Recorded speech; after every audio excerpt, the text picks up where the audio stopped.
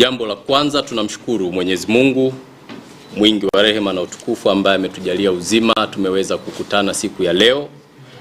Lakini kama ambavyo nakumbuka, nilitoa ahadi kwamba baada ya serikali kuundwa tutakuja tuweze kuzungumza kwa pamoja. Lakini katika ahadi ambayo niliwapa nilisema kwamba chama kwa sasa kinakwenda kuisimamia serikali. Na watu wengi hawakujua kwamba kwa nini chama kinasimamia serikali. Labda nianze kwa kutoa ufafanuzi mdogo kwamba Chama cha Mapinduzi kimepata ridhaa ya kwenda kuunda serikali baada ya kupigiwa kura na Watanzania na kukipa nafasi ya kuweza kuongoza nchi kwa miaka 5. Kwa hiyo kama chama tuna wajibu sasa wa kwenda kuhakikisha kwamba serikali yetu imeshaundwa, viongozi wameshateuliwa wakiwemo mawaziri na manaibu waziri, na viongozi wengine wanaendelea na majukumu yao ambao hivyo wajibu wetu kama chama baada ya uchaguzi kumalizika, baada ya kuinadi ilani ya uchaguzi ya mwaka 25, 20 na 30, tuna wajibu sasa wa kwenda kuangalia yale yaliyoahidiwa yanafanyika, yale yaliyoahidiwa kwa Watanzania yanatekelezeka. Lakini tunakumbuka Mheshimiwa Rais Dr. Samia Suluhu Hassan aliweza kuwa na siku 100, alisema kuna mambo atakwenda kuyafanya ndani ya siku 100 katika uongozi baada ya kula kiapo. Hivyo kuna baadhi ya mambo kadhaa tutakwenda kuyagusia katika hizo siku 100, lakini jambo kubwa ambalo napenda kusema kwenu kwamba baada ya Mheshimiwa Rais kuapa na kuunda baraza la mawaziri, maana yake serikali ilishaundwa na baada ya waziri mkuu kuweza kupatikana na viongozi hao wameshaanza kutenda kazi au kufanya kazi. Lakini tukumbuke Januari 15, 2026 Mheshimiwa Rais Daktari Samia Suluhu Hassan alikutana na hapa nchini. Alikuwa na mkutano wa ufunguzi wa mwaka wa mabalozi na wawakilishi wa nchi mbalimbali wanaofanya kazi hapa nchini Tanzania. Hivyo sisi viongozi wa chama moja, tumeridhishwa sana na kufurahishwa na mkutano huo ambao Dr. Samia Suluhu Hassan aliufanya. Tunatoa pongezi za dhati kwa Mheshimiwa Rais kwa kitendo chake cha kudumisha uhusiano mwema wa kidiplomasia pamoja na kulinda hadhi ya nchi yetu kimataifa. Lakini pia, ndugu waandishi wa habari, napenda nitumie fursa hii kwamba kuwajulisha Watanzania na wanachama wa Chama cha Mapinduzi kwamba tunakwenda kuanza ziara ya kikazi na ziara ya kimkakati nchi nzima. Kama ambavyo nimesema awali, tunakwenda kuangalia yaliyoahidiwa yanatekelezeka, lakini kwenda kukijenga chama chetu kama ulivyo utamaduni wa Chama cha Mapinduzi wa miaka yote, kwenda kukutana na wapenzi, mashabiki na wanachama wetu, lakini kwenda kukutana na Watanzania kusikiliza kero zao na mambo ambayo wanataka kutuambia sisi kama chama ili tuweze kuyachukua na kwenda kuyafanyia kazi. Hivyo nitoe taarifa kuanzia tarehe 19 mwezi wa kwanza mwaka 2026 tutaanza ziara katika mkoa wa Singida. Na mkoa wa Singida tutatembelea wilaya zote. Tutaanza na Manyoni na kuendelea na wilaya nyingine mpaka tutakapohitimisha tarehe 22 kwa awamu ya kwanza.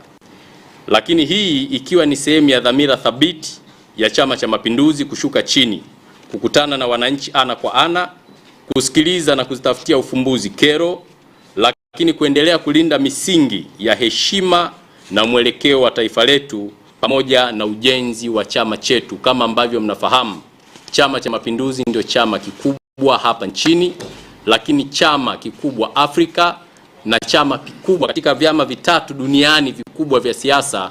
Huwezi kukitaja ukaacha kukitaja Chama cha Mapinduzi. Na nyinyi waandishi wa habari ni wasomi wazuri, mkipitia kwenye record zenu tunaingia pale Chama cha Mapinduzi kuhakikisha tunaongoza siasa zetu. Hivyo ziara hii inalenga kuimarisha uimara wa chama, lakini nakwenda kusisitiza kwamba CCM ndio chama cha wananchi, chama kilichobeba dhamana ya kulinda amani, umoja, mshikamano na kuleta maendeleo chanya ya taifa letu.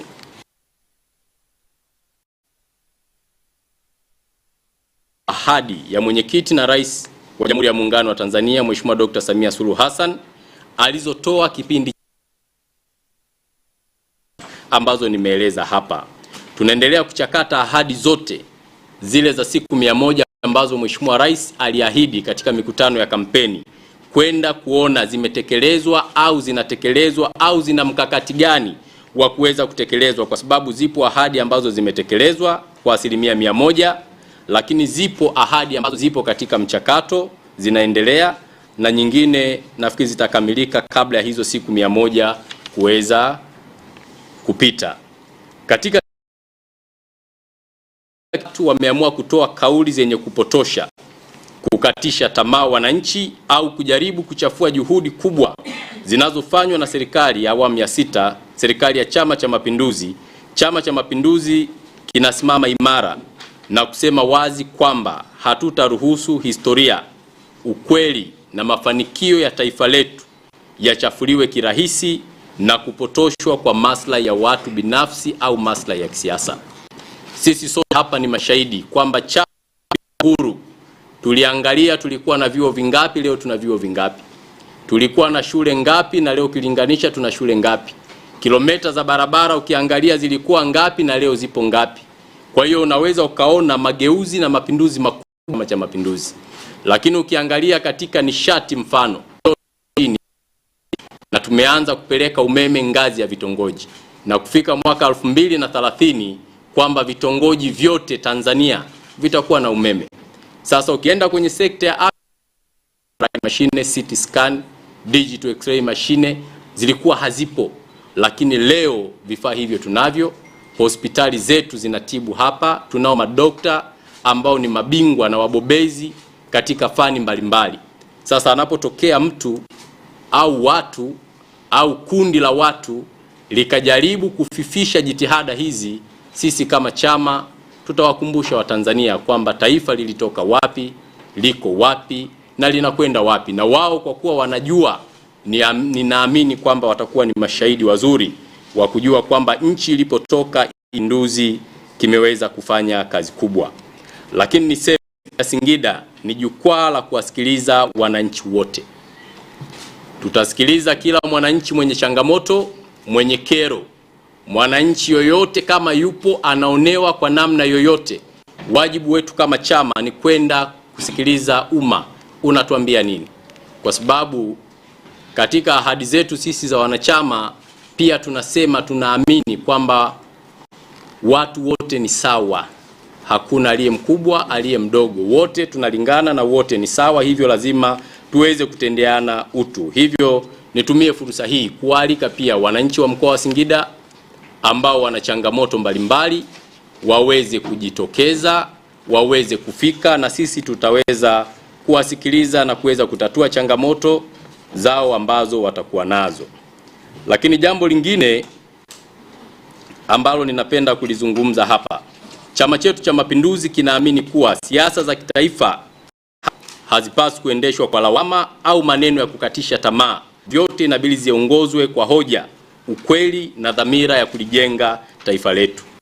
Chama makini na chama imara hakikimbii hoja, hakikwepi mijadala, bali kinaungana na wananchi kuweza kusikiliza, lakini kuhakikisha siasa inafanyika katika kuwaletea wananchi maendeleo na sio kuleta madhira au madhara kwa umma.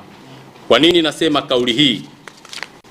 Vipo baadhi ya vyama vya siasa ambavyo kazi yao kubwa ni upotoshaji, kudandia ajenda zisizo na msingi, kuligawa taifa, lakini kutokuwa wa kweli. Hivyo nitumie fursa hii kuomba vyama vyote vya siasa tukiongozwa na Chama cha Mapinduzi twende kwenye mijadala ya hoja, ya kujenga hoja.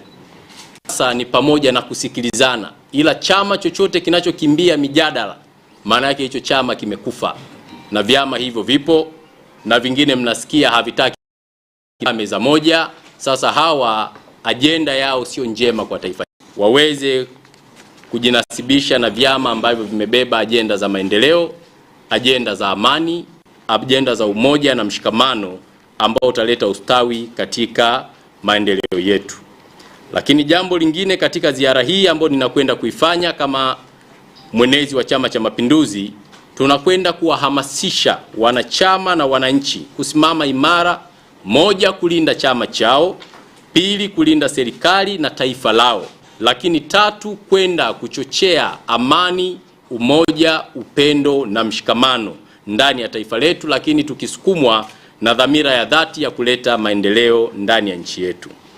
Chama cha Mapinduzi kinaendelea kusonga mbele kikiwa imara na madhubuti, chenye dira na chenye dhamira isiyoyumba ya kuwatumikia Watanzania. CCM haijengwi kwa maneno. CCM inajengwa kwa vitendo, na vitendo vinaonekana kwa kazi kubwa ambayo Chama cha Mapinduzi chote ambacho kimepewa fursa na wananchi ya kutoa. Lakini jambo lingine, siasa ya nchi yetu inazidi kuimarika na kukubalika ndani na nje ya nchi yetu, na ndio maana katika sekta mbalimbali kumekuwa na mapinduzi makubwa ya uchumi na ukuaji katika baadhi ya maeneo. Mfano, tukianza na TRA, tunapenda moja kwanza kutoa pongezi kwa Mheshimiwa Rais Daktari Samia Suluhu Hassan, lakini pia kwa kamishna wa TRA. Tunatoa pongezi kwa Mheshimiwa Rais kwa kuimarisha mifumo ya kikodi nchini ambayo imetoa na kuwezesha ukuaji wa shughuli za kiuchumi, kuimarika kwa uhusiano kati ya TRA na wafanyabiashara, lakini kuongezeka kwa makusanyo ya kodi hapa nchini. Makusanyo ya TRA kwa miezi sita ya kuanzia Julai mpaka Disemba 2025 yamekuwa ni shilingi trilioni 3.1 kwa wastani kwa kila mwezi. Na hii kipekee kwa mwezi Disemba ambao tumeumaliza, makusanyo yalikuwa ni shilingi trilioni 4.13, kiasi kikubwa zaidi. Naweza mkaona mambo haya yanawezekana kwa nini? Moja, chini na uongozi imara, lakini Watanzania wanafanya biashara zao kwa ukubwa, na ndio maana leo tunaweza tukakusanya fedha nyingi namna hii. Lakini makusanyo ya forodha bandari ni wastani wa shilingi trilioni 1.2 kwa mwezi kutoka bilioni 800 kwa mwezi, ambapo ni ongezeko la wastani wa shilingi bilioni 800. Lakini kumekuwa na uwekezaji wa bandari umeongezeka, shughuli za kiuchumi za ndani zilizoongezeka, makusanyo ya kodi pamoja na uhudumiaji wa meli na makasha ulioongezeka kwa asilimia 34 ndani ya miezi sita. Lakini pia huduma za TRA kwa wafanyabiashara zimeimarika. Mheshimiwa Rais amewekeza kwa kuongeza ajira TRA pamoja na idara nyingine. Aidha, amewekeza katika mifumo ya forodha ya TRA ya TANSIS pamoja na sasa mfumo wa usimamizi wa kodi wa TRA, kodi za ndani unaoitwa IDRAS, unaenda kurahisisha ulipaji wa kodi, kuondoa usumbufu, kuondoa ulazima wa Mheshimiwa Rais alikuwa anasema mifumo isomane, kwamba popote unapokuwepo na ikaenda kusomana na shughuli nyingine na mambo yakakaa vizuri. Lakini uwekezaji wote huu una lengo la kuwezesha na kukuza biashara ili kuweza kuleta unafuu wa maisha kwa Watanzania. Lakini sambamba na hilo, ili kuendelea kuwezesha biashara nchini hususan za Watanzania, tuwatake Wizara ya Biashara na taasisi nyingine kuendelea kusimamia kanuni za kulinda biashara zinazopaswa kufanywa na Watanzania ili Watanzania waweze kupata fedha. Lakini jambo lingine, katika sekta ya utalii kumekuwa na ongezeko kubwa la mapato katika sekta ya utalii. Moja, kumekuwa na mafanikio. Tanzania imetangazwa kuwa mshindi wa tuzo za World Leading Safari Destination 2025 na World Leading National Park Serengeti katika tuzo za kimataifa za utalii zilizotolewa na World Travel Awards kwa mwaka 2025, na Mheshimiwa Rais aliweza kuzipokea kupitia waziri Mheshimiwa. Asisha uwekezaji katika sekta na huduma ya malazi nchini. Geni katika sekta ya utalii vimeongezeka kutoka 122 mwaka 21 hadi 147 kwa mwaka 2025, sawa na ongezeko la takribani asilimia 20.4. Maana yake uwekezaji umeongezeka kwa asilimia kubwa. Watu wanajenga hotel, watu wanajenga lodge, na Watanzania wanaendelea kunufaika na matunda ya utalii. Aidha, idadi ya vitanda imeongezeka kutoka 132 mwaka 21 hadi kufikia 158 mwaka 2025, sawa na ongezeko la asilimia 19.4. Lakini pia kuimarika kwa zao la utalii wa matukio na mikutano nchini, MICE Tourism, ambapo Tanzania imekuwa mwenyeji wa jukwaa la utalii wa vyakula la shirika la utalii duniani pamoja na tuzo za World Travel Awards WTA kanda ya Afrika Mashariki. Sasa Utalii unapokuwa, nchi yetu inapata faida kubwa, lakini inasikitisha kuona tuna Watanzania ambao kuzuia watalii wasije ndani ya nchi. Moja, wewe kama Mtanzania maana yake unatuma ujumbe kwamba Watanzania wakose ajira, waliowekeza kwenye utalii wapate umasikini. Lakini dhamira yako inakuwa ni nini? Huangalii kwamba unapoteza ajira ngapi. Mimi nimekuwa mkuu wa mkoa wa Arusha na nimekuwa mkuu wa wilaya ya Arusha. Arusha pato lake kubwa ni utalii. Wapo vijana ambao ni madereva, wapo matua guide, wapo wamiliki wa hoteli na lodge, wapo wafanyakazi, wapo wakulima, wafugaji, ambao hawa wote mnyororo wao wa thamani ni mgeni anapoingia ndani ya ardhi ya Tanzania. Mkulima atalima, atauza mboga mboga. Mfugaji atauza mayai, atauza kuku, mtalii atapata nyama. Ukienda kwa mmiliki wa hoteli atalipwa fedha, yeye atapata fedha, wafanyakazi walioajiri kwenye hoteli watapata fedha, watatunza wananchi.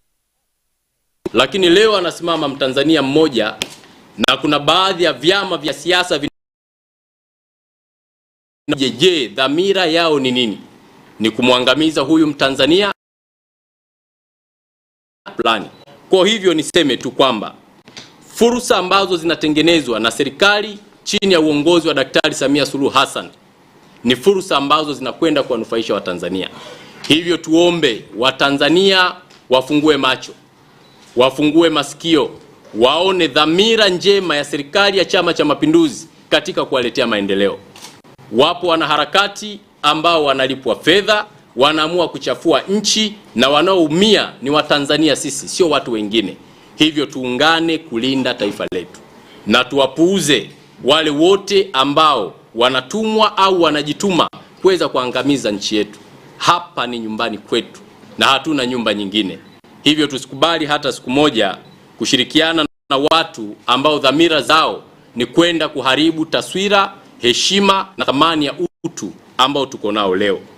Lakini tukienda katika bandari, toka uwekezaji wa bandari ufanyike Dar es Salaam, ufanisi katika kuhudumia mizigo ya aina tofauti kwa kipindi cha Julai mpaka Disemba 2024 kumekuwa na ufanisi na maongezeko kama ifuatavyo. Bandari imepokea veso 453 hadi kufikia veso 578 kwa mwaka 25, sawa sawa na ukuaji wa asilimia 28. Lakini tulipokea kontena 167 na 19. Sasa ongezeko, sasa hivi tunapokea kontena mpaka 223 na 378, ambao ni ukuaji wa asilimia 34. Lakini magari yalikuwa 101,588. Sasa tumekuwa na ongezeko la magari 167 na 19, ambao ni ukuaji wa asilimia 6. Lakini dry bulk cargo kutoka milioni 1,648,746 hadi kufikia milioni 2,49,471, sawa sawa na ongezeko na ukuaji wa asilimia 24. Kwa hiyo unaweza ukaona ufanisi mzuri wa bandari ambao na mapato hayo ndio yanakwenda kufanya kazi tofauti katika uzalishaji katika maji, lakini kwenda kukuza sekta ya nishati, kupeleka umeme mpaka vijijini mpaka kwenye vitongoji. Lakini sambamba na hilo, ujenzi wa miundombinu ya barabara ndani ya nchi yetu. Sasa hivi utaona kila sehemu unayopita barabara zinajengwa, madaraja yanajengwa, Dar es Salaam inafumuliwa, mwendo kasi zinajengwa. Kwa nini? Kwa sababu tuna mapato ambayo yameongezeka, ambayo yanaenda kuleta maendeleo ndani ya taifa letu. Sekta ya afya nimezungumza. Tumeona tuna ongezeko la vifaa tiba, hospitali za wilaya, hospitali za rufaa, na matibabu mengi ya kibingwa sasa yanafanyika nchini, ambapo yamepunguza gharama kubwa ya mwananchi kutoa fedha kwenda kulipia hospitali nje ya nchi. Lakini katika sekta ya elimu, waandishi wa habari ni mashahidi, kumekuwa na ongezeko kubwa sana la madarasa, shule za msingi, shule za sekondari, na Mheshimiwa Dr. Samia Suluhu Hassan akaanzisha elimu ya amali, shule ambao mtu anajifunza, anapata ujuzi, baada ya hapo anaenda Lakini kumekuwa na ujenzi wa shule za kila mkoa ambazo zinajengwa katika nchi nzima. Hivyo nitumie fursa hii kuwaeleza Watanzania kwamba serikali ya Chama cha Mapinduzi chini ya uongozi wa Dr. Samia Suluhu Hassan itaendelea kufanya kazi kwa kuzingatia misingi ya katiba ya nchi yetu. lakini tutakwenda kama chama kuisimamia serikali kuhakikisha yote yaliyoahidiwa yanakwenda kukamilika kwa umma. Lakini kama chama tutakwenda kusikiliza kero za wananchi wetu, kwenda kujua nini kinawasumbua na yale wanaotaka kutuambia tutakwenda kuwasikiliza. Lakini ziara hii itakuwa ni ya tofauti kidogo. Tutakwenda mpaka ngazi ya mashina. Tukiingia wilaya moja, baada ya kupokelewa tutaenda kufanya vikao vyetu vya ndani. Tutakwenda kukutana na mabalozi na viongozi wa mashina na kamati za mashina, kwa sababu Chama cha Mapinduzi, mtu anaweza akajiuliza, CCM inashindaje? CCM ipoje?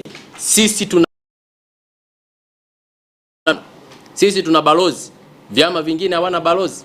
Sisi tuna tawi, tuna uongozi wa kata, vingine havina hata hizo kata. Tuna wilaya, tuna mkoa, tuna taifa. Sasa chama cha siasa hakina kata, hakina tawi, hakina shina, na shina ndio msingi wa wananchi, kwamba balozi mmoja anakuwa, zamani kwa anasema nyumba 10, sasa hivi tumeongeza mpaka 50, maeneo mengine zitaongezeka mpaka 100, kwamba mtu mmoja anawajua majirani zake wote ni hawa hapa. Zoezi la kura zikifika, balozi anachukua watu wake, jamani, twendeni tukapige nini? Kura. Vyama vingine havina huu mfumo. Uchaguzi ukija, CCM imeshinda kwa 97%, mtu anashangaa. Unashangaa nini? Tuna machinery ambazo zipo zimeshuka mpaka chini kabisa. Kwa hiyo tutakwenda kutembelea hizo machinery zetu. Kwa hiyo tukiingia Manyoni, pamoja na kukagua miradi ya serikali, pamoja na kuzungumza na wananchi, tutashuka kwenye mashina yetu kuongea na mabalozi wetu, kuongea na kamati za mashina, wakero, kwenda kusikiliza umma unatuambia nini. Ziara ambayo itakwenda kusikiliza watu, kama ambavyo mwenyekiti wa chama ameelekeza kwamba chama lazima kisikilize wananchi wake. Hivyo nitumie fursa hii katika kuhitimisha, moja, kuwakaribisha waandishi wa habari. Karibuni sana katika ziara yetu, na tunawashukuru namna ambavyo mnaripoti matukio ndani ya nchi yetu, na hii inathibitisha kwamba uhuru wa vyombo vya habari ndani ya taifa letu uko vizuri, na ndio maana leo mmejaa kwa wingi namna hii. Lakini jambo la pili, ni waombe kuwaalika wananchi wa mkoa wa Singida kuweza kujitokeza katika mikutano yetu. Tunakwenda kuitenda kazi ambayo wametupa ya kwenda kuisimamia serikali yetu. Lakini jambo la tatu, nitumie fursa hii kutoa wito kwa viongozi wa umma katika maeneo ambayo tunakwenda.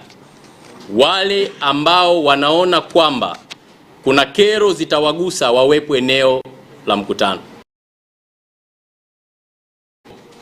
Kiongozi wa serikali ambaye analipwa mshahara hayupo, kwa hatua mara moja. Hivyo nitumie fursa hii kuwaomba viongozi wa umma tushirikiane, twende tukasikilize wananchi, tujue wana nini, na majawabu yatatolewa hapo kwamba nini kinapaswa kufanyika. Lakini tutazingatia kauli mbiu yetu, kazi na utu, tunasonga mbele, kwa sababu chama chetu, Chama cha Mapinduzi, chama cha Watanzania, ni chama ambacho kinathamini utu wa kila mmoja. Hivyo baada ya kusema maneno hayo, nisisitize jambo moja kubwa, kwamba ni waombe wa Tanzania tuzidi kulinda amani ya taifa letu, umoja, upendo na mshikamano wa nchi yetu, na tutambue kwamba hakuna mtu ataipenda nchi yetu tofauti na sisi wa Tanzania wenyewe. Wa kuipenda nchi hii ni mimi pamoja na wao na ninyi mlioko hapa. Yoyote ambaye anajaribu kuharibu nchi hii, maana yake anaharibu maisha yake. Lakini jambo dogo la kujiuliza, kwa nini walioko mbali ya nchi wanaharibu nchi yetu? Lakini jambo wa masaa 24, kila ukiangalia mtandao wa kijamii unakuta kuna account zina chati masaa 24. Hawa wana kazi gani? Hawa wanalipwa na nani? Nani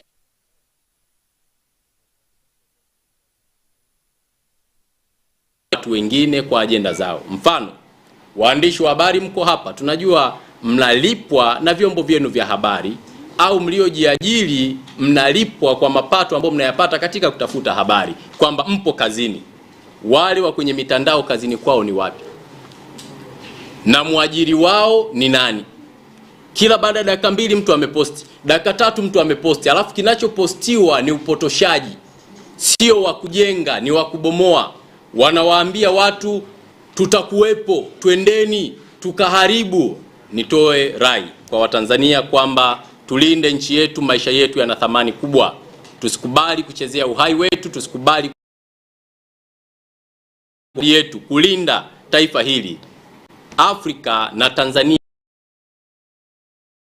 kubali mtu akatuharibia taifa letu. Lakini la mwisho kabisa ni kuwashukuru waandishi wa habari. Asanteni kwa ushirikiano ambao mnatupa kila mara. Mungu awabariki na tunawatakia kila laheri na kuombea dua njema. Asanteni sana kwa kunisikiliza. Kama kuna maswali yapo, basi niko tayari kuyajibu. Maswali nafikiri mawili yanatosha au moja? Mawili hivi matatu. Na wakati maswali ladies first. Tutaanza hapo.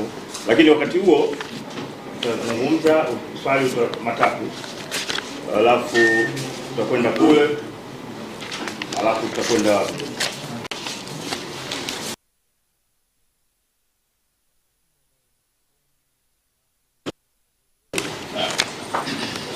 lakini nataka kuambia kitu kimoja. Hii ziara Mwenezi anaenda kufungua kliniki ya kisiasa. Nimeshuhudia ile wakati ule waziri wa ardhi alifungua kliniki ya matatizo ya kuangalia matatizo ya wananchi na utekelezaji wa ilani kama alivyosisitiza. Kwa hiyo tunapokwenda katika mikutano, Mwenezi atakuwa anafungua kliniki kea matatizo na kero za wananchi. Haya. Asante. Nitambulishe kwa majina, naitwa Jane Mkiwa Julius Salim, natokea Judy Digital. Swali langu ni kama ifuatavyo. Kwanza kabisa kuhusiana na tume ambayo iliundwa na Mheshimiwa Rais ya kuchunguza matukio ya 29 Oktoba. Na walipata wasaa wa kukutana na jaji mstaafu Mheshimiwa Joseph Warioba. Je, nini baada ya mazungumzo ya pale, nini msimamo wenu kuhusiana kama chama, kauli yenu kuhusiana na kile kilichozungumzwa na jaji mstaafu? Asante. Sawa, nitajibu swali moja moja. Swali la kwanza kuhusiana na Jaji Warioba, kwanza ni kiongozi wetu mstaafu wa serikali na alikutana na tume kama ambavyo unasema, lakini pia alikutana na Mheshimiwa Rais ambaye ni mwenyekiti wa Chama cha Mapinduzi, vyombo vya habari baada ya kufanyiwa nafikiri mahojiano.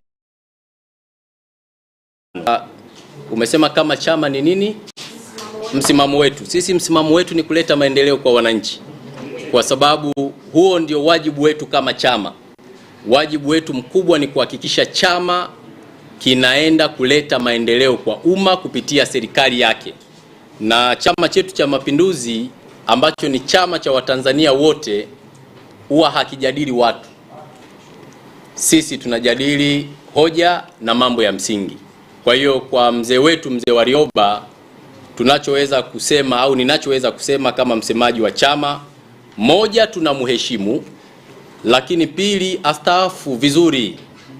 Astaafu vizuri kama ambavyo wastaafu wengine wamestaafu vizuri. Tulikuwa na waziri mkuu mstaafu Mheshimiwa Msuya. Sijui kama amewahi kufanya naye mahojiano yoyote. Amemaliza kazi yake, ameacha wengine waendelee na nini? Na kazi na utaratibu wa viongozi. Siku moja kwamba yeye akiwa rais, mzee Mkapa alikuwa na bodi, anaenda na anamshauri.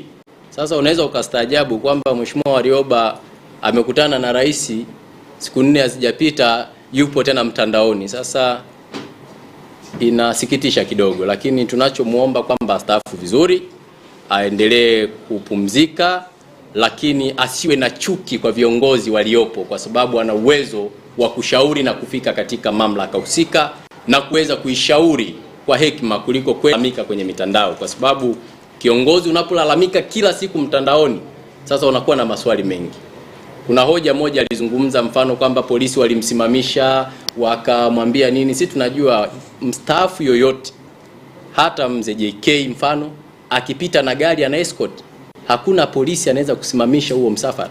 Sasa nyinyi mnaweza mkajua ni kweli alisimamishwa au hakusimamishwa. Mimi nisiongee zaidi. lakini tunamwomba tu, kuna mheshimu astaafu na aache ulalamishi. Asante.